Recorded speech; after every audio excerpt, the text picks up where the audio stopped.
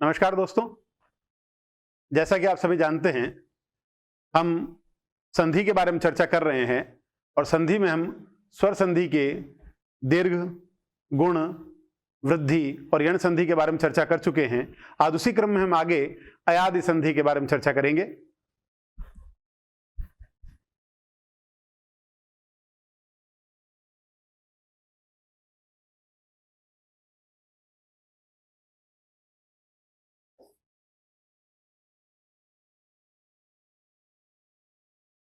अयादि संधि स्वर संधि का अंतिम प्रकार है या अंतिम रूप कहा जा सकता है। इसका नाम अयादि इसलिए पड़ा है क्योंकि इसमें अय की उत्पत्ति होती है, अय बनता है। आप सभी जानते हैं, जैसा हम पिछली क्लास में चर्चा कर चुके हैं कि यण संधि में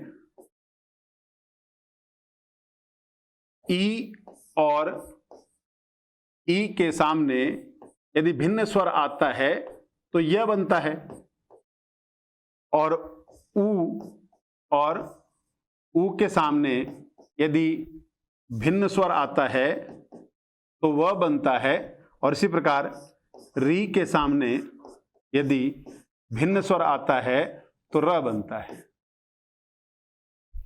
अब अयादि संधि में इसकी अगली कड़ी है, अर्थात आ के तमाम रूप उनकी संधि, फिर ई की भिन्न स्वर से संधियां हो चुकी है जो यण संधि के अंतर्गत आती है, ऊ की भिन्न स्वर के साथ संधियां हो चुकी है जो वह बनता है जिसका, और वो भी यण संधि में आता है, और री भी हो चुकी है। अब इसके बाद यदि हम हिंदी वर्णमाला को देखें तो इसके बाद जो वर्ण आएगा, स्वर आएगा, वो है ए, ऐ,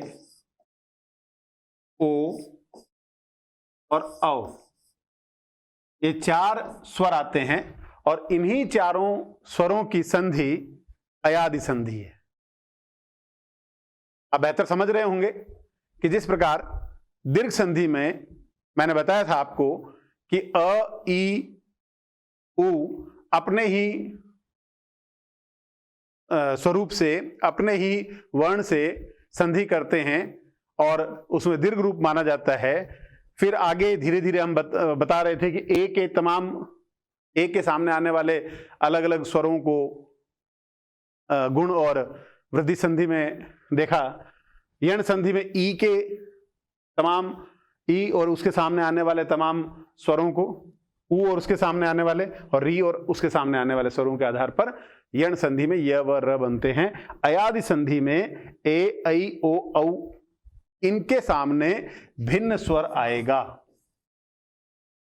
या यूं लिख सकते हैं अपने भिन्न स्वर। इसी से संबंधित रूप होंगे।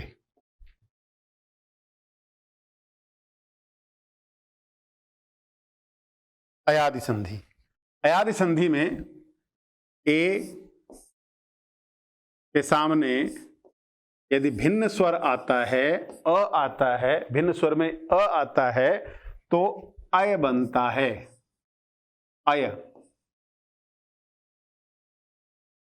ए के सामने यदि भिन्न स्वर आता है तो अय बनता है।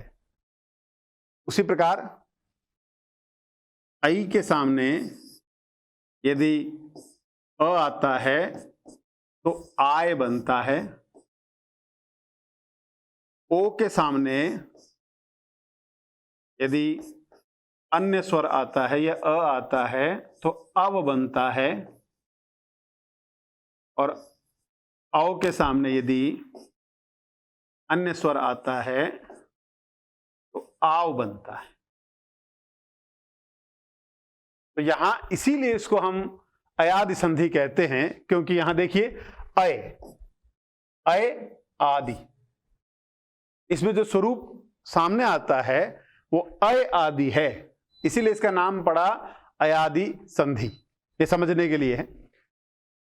एक बात और ध्यान देने वाली है कि जिस प्रकार यण संधि में य, व और र बनते हैं, लेकिन उनसे पहले वाला जो व्यंजन है वो आधा होता है, लेकिन अयादि संधि में चूंकि य और व उसके सामने पूर्ण अ या आ आएगा, तो इस कारण इससे पहले वाला व्यंजन यदि आधा है तो भी पूरा हो जाएगा, पूरा है तो पूरा ही रहेगा।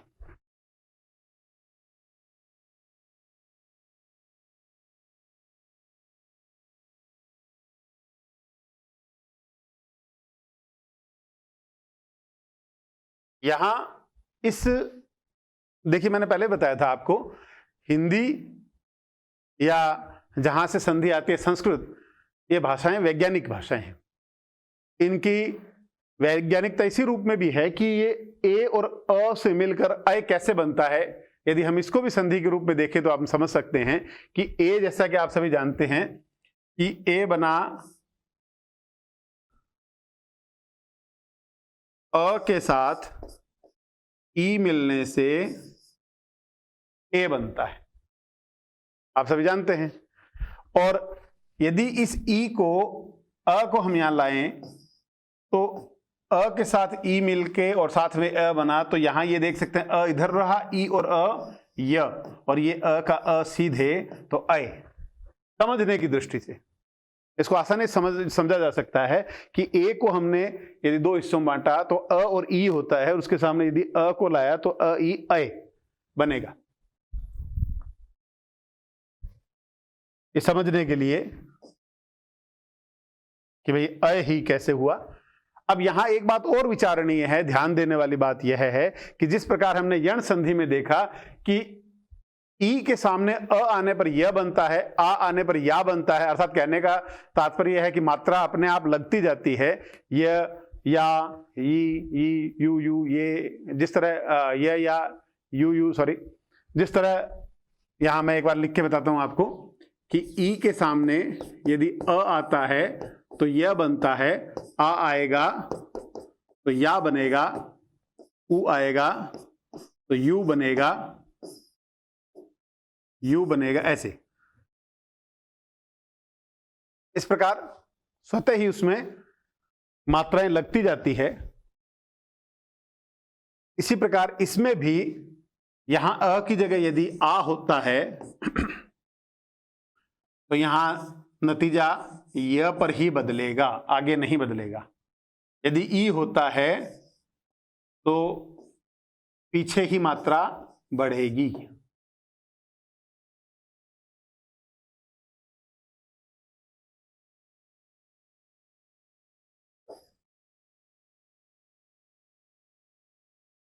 पीछे ही मात्रा बढ़ेगी।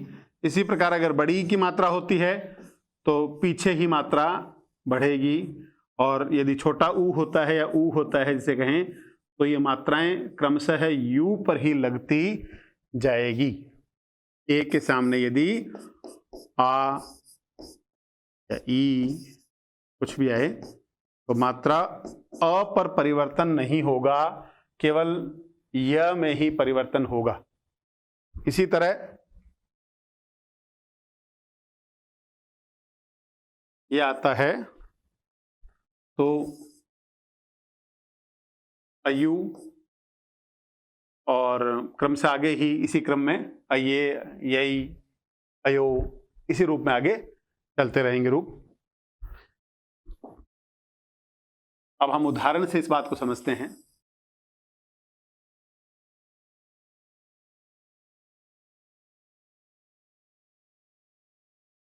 यह विचारणीय यह है, मैंने जैसे पहले बताया, यदि भिन्न स्वर आता है, जैसे यण संधि में ई के सामने ई,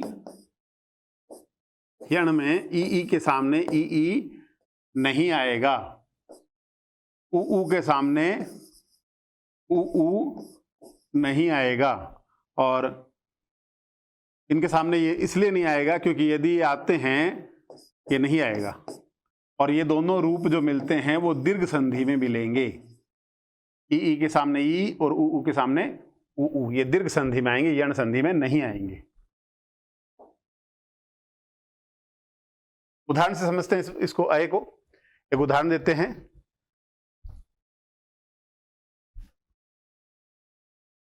पहले संधि करके देखते हैं। ने प्रसिद्ध उदाहरण है और अन, ने अन, ने अन मिला के क्या होगा, जैसा मैं हर क्लास में कहता आया हूं कि इसे अगर आप क्रमिक रूप से तेज गति से उच्चारित करेंगे, बार बार बोलेंगे, तो ने अन ने अन ने अन ने अन ने अन ने अन ने अन करेंगे तो अपने आप ही जो शब्द सामने आएगा वही इसकी संधि है। हम इसकी संधि करके देखते हैं। न, ए अलग किया और अन, या यूं कहें, न हटा देते हैं एक बार, अ और न, ए और अ मिलेगा तो क्या बनेगा, अय, अ य, अय। तो अ जैसे ही न में पूरा जाएगा तो न पूरा हो जाएगा, ये का ये रह जाएगा और न नीचे आ जाएगा, ये यहाँ आ जाएगा, ये आ जाएगा और ये अ जैसे ही। और ये आप सभी बेहतर जानते हैं कि किसी भी व्यंजन में स्वर मिला होता है तभी वह पूरा होता है, किसी भी व्यंजन में। तो इस प्रकार ने और अन मिला करके नयन शब्द बनेगा। इसी प्रकार और देखें,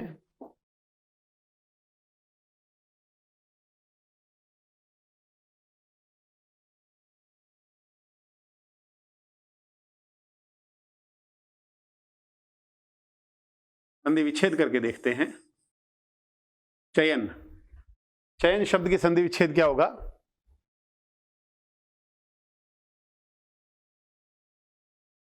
यहां पर मैंने आपको पहले बताया, यण संधि में य, व और र के पहले वाला जो वर्ण होगा वो आधा होगा, लेकिन अयादि संधि में चूंकि अ है इसलिए पहले वाला वर्ण पूरा होगा हर स्थिति में।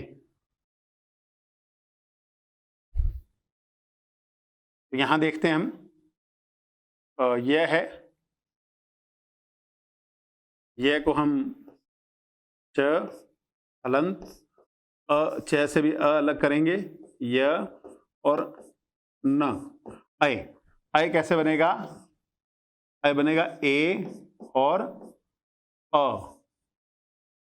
तो अ इधर गया, ए इधर गया, च पूरा हुआ, चे और अन।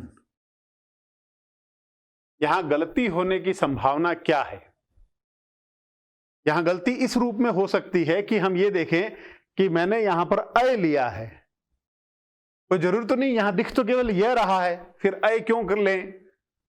चलिए इसको एक बार हम यण संधि के रूप में करके देखते हैं। यदि यण संधि की तरह करें तो क्या होगा नतीजा, गलती होने की संभावना जो है उसको विचार करते हुए देखते हैं कि शब्द आया मेरे सामने चयन, और आपने परीक्षा की दृष्टि से य को टुकड़े किया, तो यह रहा च, हमने यहां किया, यह को हमने अलग किया, यह बनेगा ई और अ, और ये न, तो ई इधर गया तो ची, एक मिनट,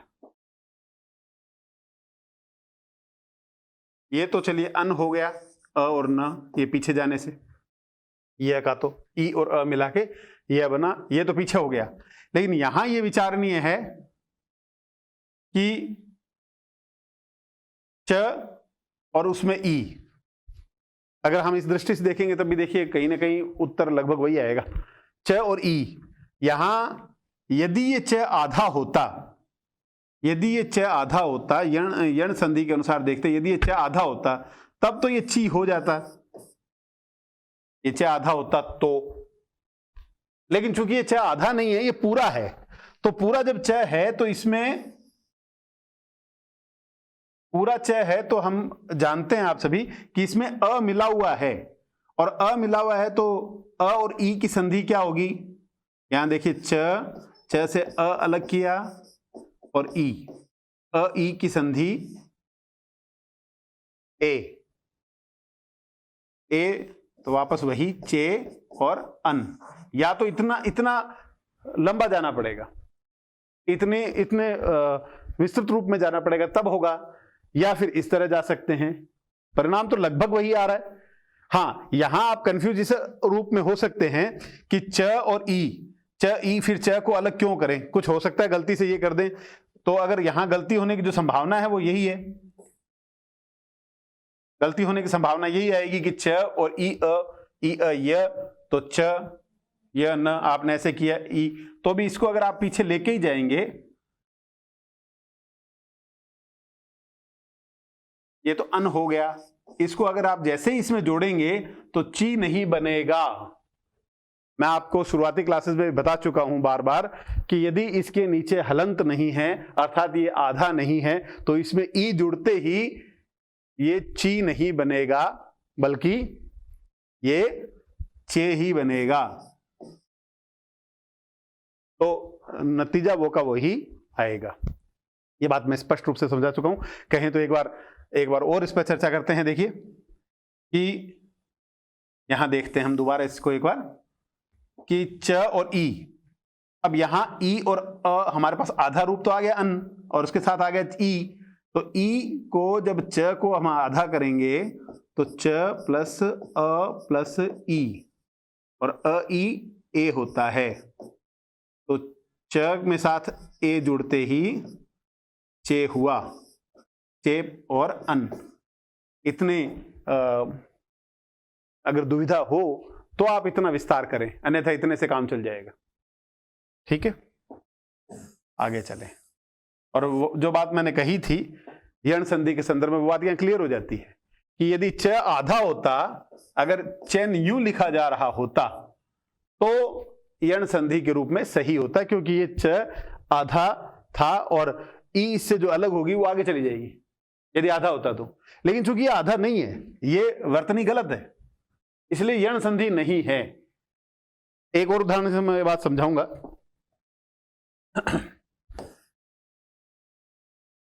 चलिए एक शब्द और देखते हैं, नयन चैन और शयन और देखते हैं। एक शब्द है शयन। शयन शब्द का संधि विच्छेद वही, वापस वहीं जाएंगे, श हलंत आय हलंत प्लस न। यहां बार बार मैं एक बात कह रहा हूं, आपको यह आश्चर्य होगा कि यह नीचे लेना था, अय क्यों आया, यही कंफ्यूजन का एकमात्र कारण होगा। इसी कारण अयादि संधि में गलती होती है कि यहां अय क्यों माने। तो आपको यह बात तो अपने आप में समझनी ही पड़ेगी, क्योंकि इससे पहले पूरा है, हमें आधा करने के लिए अय लेना पड़ेगा, अन्यथा जैसा पहले बताया वैसे होगा। तो यहां अय का वही हुआ, ए और अ इधर गया, ए इधर गया, तो यहां शेप पूरा हो जाएगा और ये अन रह जाएगा, चयन। यहां तक तो ठीक है। अब उसी तरह से मैं दोबारा करके दिखाता हूं आपको कि यदि हम यह ही लें, खाली यह लें, यदि आप में से किसी को यह कंफ्यूजन हो कि यह उतारेंगे हम तो यह उतारेंगे, जो कंफ्यूजन खत्म करनी है, तो उसके हिसाब से रिजल्ट आ जाएगा। हम यण संधि को छोड़कर आगे इस रूप में देखते हैं। मान लीजिए मैंने यह लिया, हमने 3 टुकड़े किए इस शब्द के, एक श, एक य और न। हाँ, इतना जरूर याद करें कि यण संधि नहीं है, क्योंकि इससे पहले आधा नहीं है। लेकिन फिर भी अगर आप इस रूप में अगर 3 टुकड़े करके देखते हैं, तो यह के हमने टुकड़े किए पहले, यह का टुकड़ा होगा ई और अ, ई और अ, ठीक है। आगे आया श और ये न, ये तो हो गया अन, यहां पूरा मिल गया हमें अन, और यहां ई है और लेकिन ये श पूरा है। तो वही बात मैं दोबारा दोहरा देता हूं एक बार कि श पूरा है, इसके साथ ई मिलेगा तो शी नहीं बनेगा। शी इसी कंडीशन में बन सकता है यदि श के हलंत हो और ई हो, तभी शी बनेगा, अन्यथा नहीं बनेगा, इस रूप में नहीं बनेगा। क्यों? क्योंकि इसमें हमारे पास श के साथ अ जुड़ा हुआ है, और अ जुड़ा हुआ है तो इसके 3 टुकड़े होते ही अ और ई ए बनेगा, और अ और ई ए बनेगा तो पूरा रूप हमारे सामने ये आएगा श हलंत ए, अर्थात शे।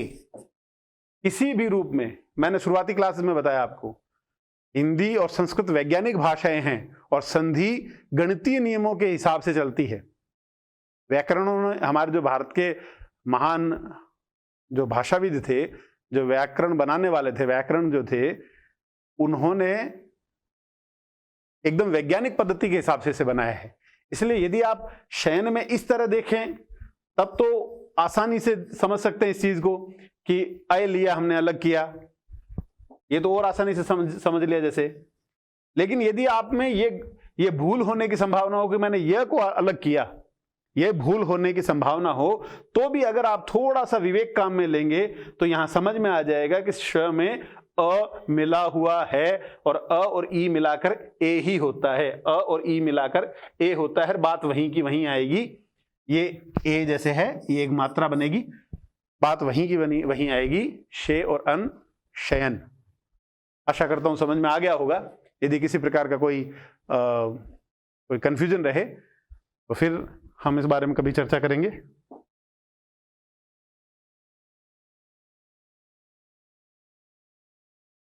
अगला देखते हैं हम, अगला रूप इसका देखें हम, अय हुआ, इसी अयादि संधि का अगला रूप है अई में यदि मैं अ मिलाऊं तो होगा उसका नतीजा आय। आय मैंने शुरुआत में ही इस अय को इसीलिए विच्छेद करके बताया था कि ए में अ और ई मिलाएंगे तो, इसीलिए यहां पर भी इसी तरह हम कर सकते हैं चाहे तो, लेकिन वो फिर उसी रूप में आएगा। तो आय याद रख सकते हैं, वो आय है और इसी का पूरा रूप ऐसे बनेगा कि आई में अ मिलाने से आय। अब यहां फिर सोच सकते हैं हम कि यहां आय हुआ, आय क्यों हुआ, क्योंकि यहां ए बड़ी है, इसका दीर्घ रूप है तो इसका दीर्घ रूप यहां आएगा। और ज्यादा विस्तार में भी जा सकते हैं हम, इसको भी उसी प्रकार इसकी तरह खोल के देख सकते हैं, ठीक है, लेकिन उतने विस्तार में जाने की आवश्यकता नहीं है। तो आई के साथ यदि आए सामने तो क्या होगा, मात्रा किस पर आएगी, यण संधि ही याद रख लें, चाहे अयादि संधि याद रख ले, मात्रा आएगी आ या पर ही मात्रा आएगी। और इसी प्रकार अगर ई आता है तो मात्रा पीछे य पर ही मात्राएं आती रहेगी, अगर बड़ी आती है पीछे ही मात्राएं क्रमशः आती रहेगी। यदि ऊ आता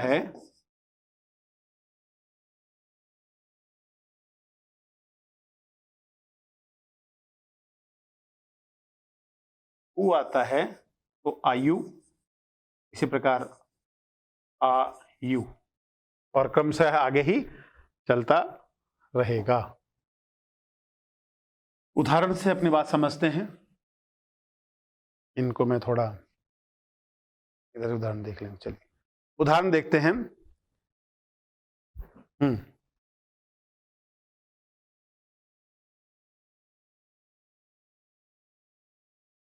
उदाहरण देखें हम,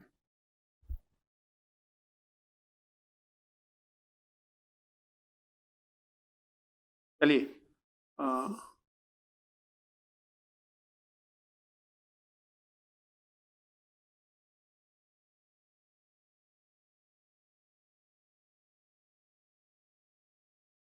नई अक, हमने पिछले रूप में ने अन लिया था, यहां हम नई अक ले रहे हैं, नए अक, नए अक, वैसे आई तो नहीं कहते थे, नए अक बोलेंगे।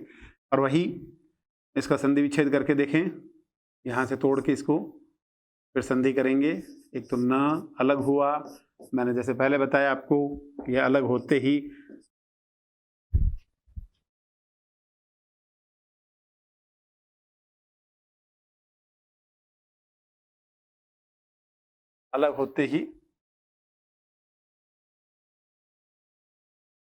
मात्रा यूं रहेगी, चाहे तो ऐसे भी कर सकते हैं दोनों मात्राएं, और उसके साथ अक, क, ये और ये मिला के आ य, या यूं कहें आय, तो न के साथ आ मिला, आ की मात्रा मिली, आप ऐसे भी कह सकते हैं। तो न के साथ आ की मात्रा मिलने से ना य क। एक बार फिर समझाता हूं ये।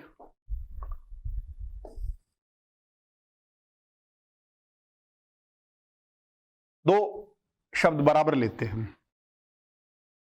एक लेते हैं हम ने और अन, और एक लेते हैं नई और अक। एक इसका रूप है, एक इसका रूप है। दोनों को उदाहरण एक साथ समझने की कोशिश करते हैं। न अलग किया, ए अलग हुआ, अ और न, ए और अ मिला के य, अय अ य। अब अ आगे गया तो इस न को पूरा कर देगा, क्योंकि न आधा है, अ है उसके साथ गया, और ये बच गया य। ऐसे कर देता हूं चलो, और पूरा लिखेंगे तब आ जाएगा नयन। ये अ इसमें चला गया। यहां देखते हैं, न अलग किया, अय अ और क। अय और अ मिलाते ही आय हुआ। आय को अपन ऐसे समझ सकते हैं, आ की मात्रा है, और य और क। तो न पूरा हुआ ना य क। देखिए, एक यहां इसका दीर्घ रूप होते ही या इसकी वृद्धि होते ही यहां नयन का यहां इसके हिसाब से नायक होगा। अब यहां अय है और यहां आय है, ये अय है, ये आय है। इस दृष्टि से इसे आसानी से समझा जा सकता है। और फिर एक बार मैं कहूंगा, यण संधि में इससे पहले आधा होता है, अयादि संधि में आधा नहीं होता। नयन भी हो सकता है, ना भी हो सकता है, अर्थात अय भी हो सकता है, आय भी हो सकता है, लेकिन उसका संधि विच्छेद इस तरह ही होगा, यहां ये और यहां ये।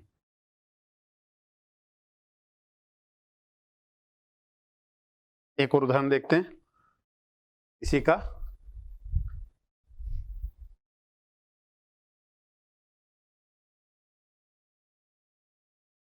संधि विच्छेद करके देखते हैं। विधायक, विधायक का संधि विच्छेद क्या होगा?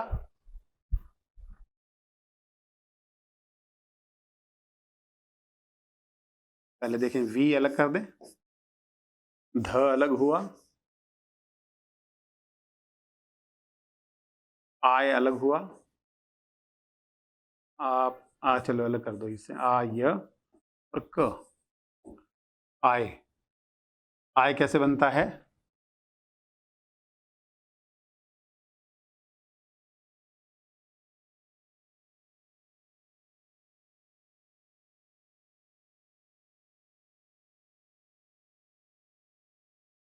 अ।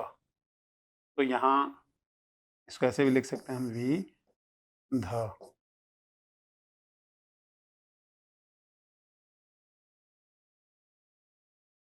तो विधेयी और अक।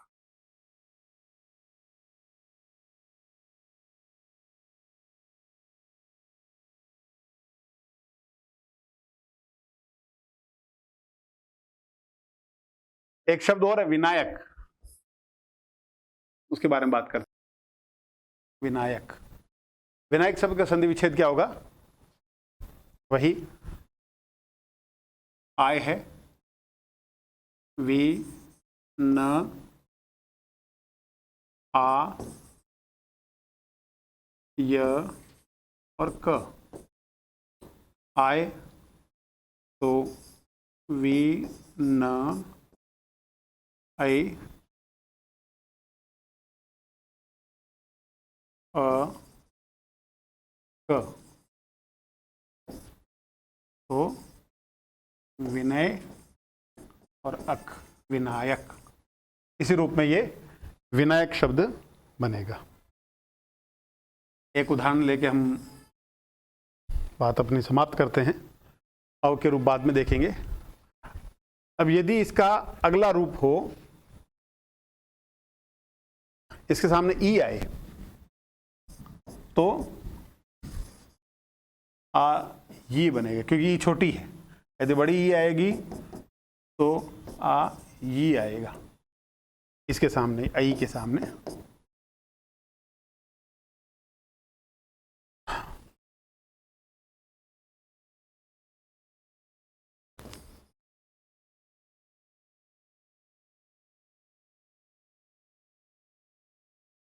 इका, इसकी संधि क्या होगी? नई और इका मिलाकर संधि क्या होगी? न, ए, ई और का। आई ई क्या होता है? आई होता है आ, ई। आ आगे गया, या आ की मात्रा समझ लो चाहे इसे, तो न के आ की मात्रा लगी ना, ये बाकी रह गया था, और का हमने यहाँ से उतार लिया, तो मिलकर बना नायिका। नायिका। पहले मैं बता चुका हूँ कि जो पिछले क्लासेस में हम बात कर चुके हैं इस बारे में, कि यहाँ हम इनको अ की ही एक मात्रा मान सकते हैं। उस रूप में अगर देखें तो न,